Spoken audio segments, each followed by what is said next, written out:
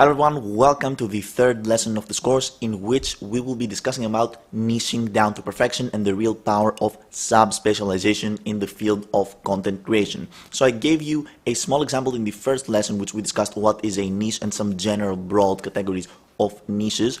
In that lesson I gave you the example of my two YouTube channels, right? My videography channel and my YouTube cardiac surgery channel, and we discussed why my cardiac surgery channel is more successful than my general videography channel. So in this video right here, which is going to be a small lesson, we will be further analyzing how to niche down to perfection and how channels that are more niche, so more specific than others, have a greater success. So this right here is going to be the lesson outline. First, we're going to start by analyzing the power of sub-specialization, some general thoughts on niching down, then the art of niching down and how you can niche down in your content to have the best results, then some general examples of channels that have done this very successfully, and the best outcome that you can have when niching down.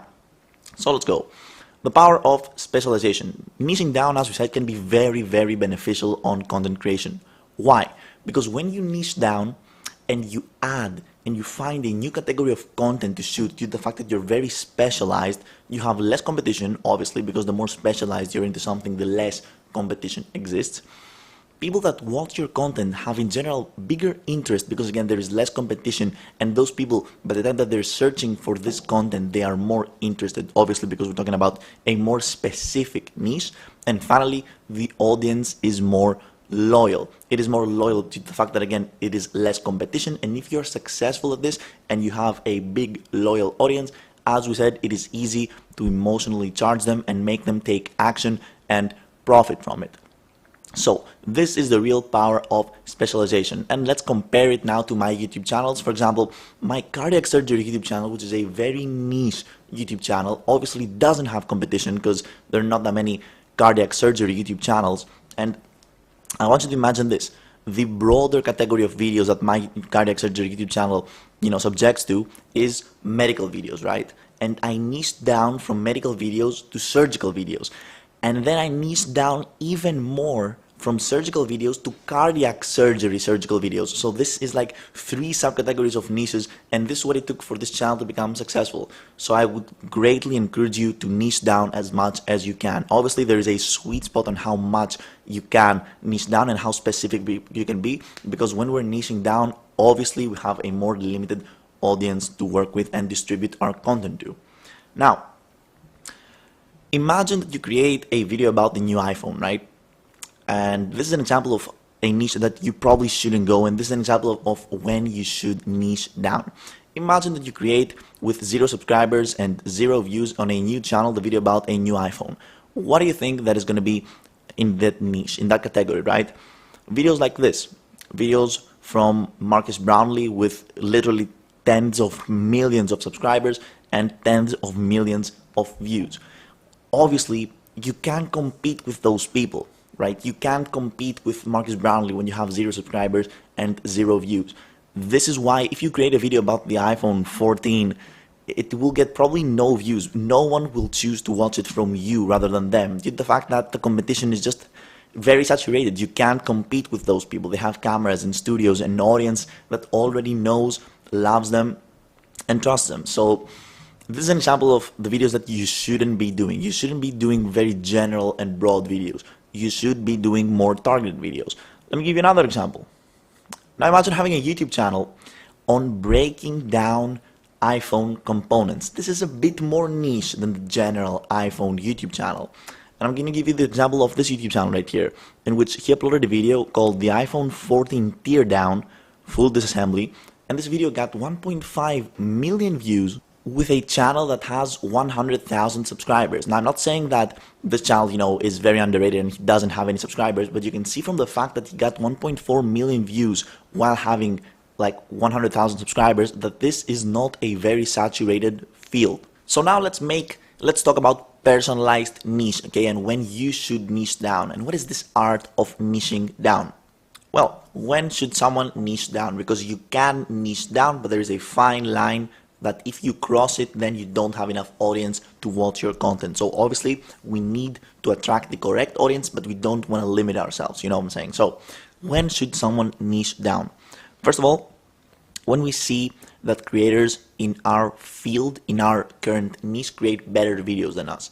And there are two ways to go if someone creates better videos than you. The first way is to improve your videography, improve your videos, right? So buy better gear, buy better microphones, buy better studios, become better at storytelling, make more, correct videos that apply to all of those viewers. So try to compete them in this way, or change the fighting environment. So niche down, create videos on a new subcategory. So once you sense that the competition is better than you can even improve yourself or change the environment in which you create videos, which means that you should sub-niche, subcategorize. Now, so this could be, for example, when you're not getting enough views, right? When you create a video and many other people have created type of the same video, so viewers don't choose your video and choose their videos, the videos of your competition, then you should consider perhaps sub-niching. And by the way, this is very common when you are a beginner content creator, right? When you're a beginner content creator, you're not going to have the best cameras, the best lights, you're not going to be the best at storytelling. So it is fine to starting from a more specialized area and then broadening your horizons and, niching up again. And there is such thing as niching up. In addition to that, if you sub-specialized in a field and there is still a lot of competition, you can either try and, as a rule of thumb, when you sub-specialize, it's going to be less competition there because we're talking about a smaller percentage of people. But if this competition is still better than you, then you can either improve yourself, try to improve yourself even more, or sub-specialize even more. So this is when someone should niche down. Now, let's move and analyze some examples of channels that niched down to the exact sweet spot that reached perfection. This is one of the most niche channels that I know. And when I say niche, I mean so specialized that you just can't copy. This man created a category of videos by himself. And this, of course, is very, very powerful. This channel right here is called Grand Illusions.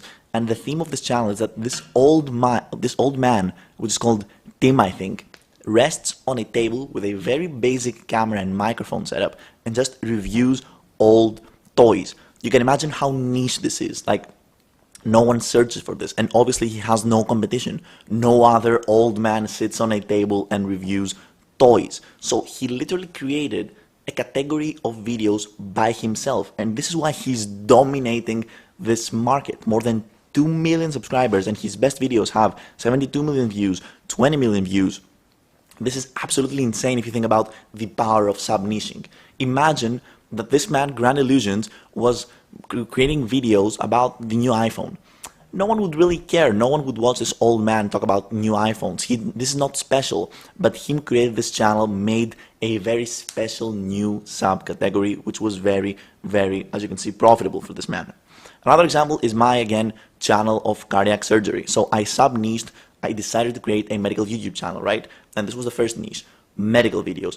And I knew that competition there would be a bit better than me, right? So I decided to sub-niche into surgical videos.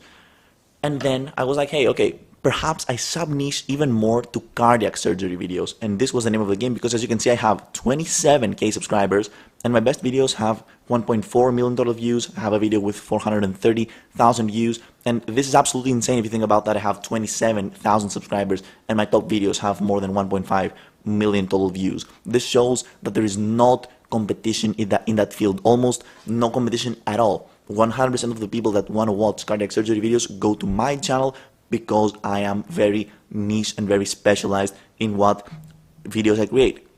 So again, this is an example of my YouTube channel. Another YouTube channel that is very, very niche is this one, which is called Primitive Technology. And Primitive Technology is a channel which pretty much created, again, a new category of videos. He created those videos that he goes to the wild and, makes shelters and bows and arrows from primitive stuff.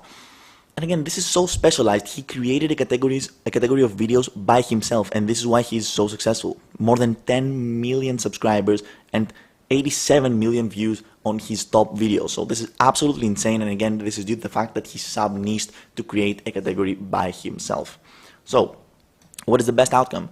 As we said, this channel have niched down so much that they created a new category of videos. And when you create a category of videos, you are the pioneer of those videos and you don't have competition. There is virtually no competition in those videos. So 100% of people trust them.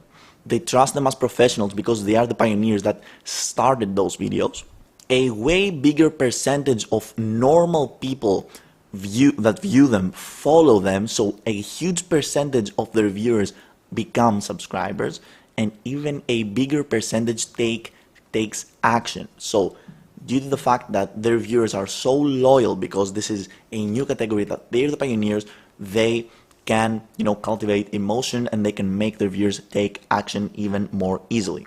So this concludes our lesson when it comes to niching down. I just wanted to make this short lesson right here to, again, highlight the importance of niching down and finding this fine line, especially if you're a beginner creator in which you're not going to get millions of views from your videos. You need to find this fine line in which you create specialized content and there isn't much competition, so then you can grow and then niche up. This is an amazing strategy that works with most of the channels, and I would 100% recommend it to you.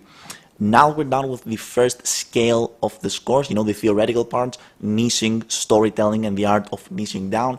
It is time to move to, the more interesting stuff, which is, for example, gear, the cameras you're going to use, how to suit up and set up a space. So this is what we're analyzing in the next lesson. In the next lesson, we're discussing about gear that you're going to need to become a content creator in any platform you wish. So I'm going to see you there.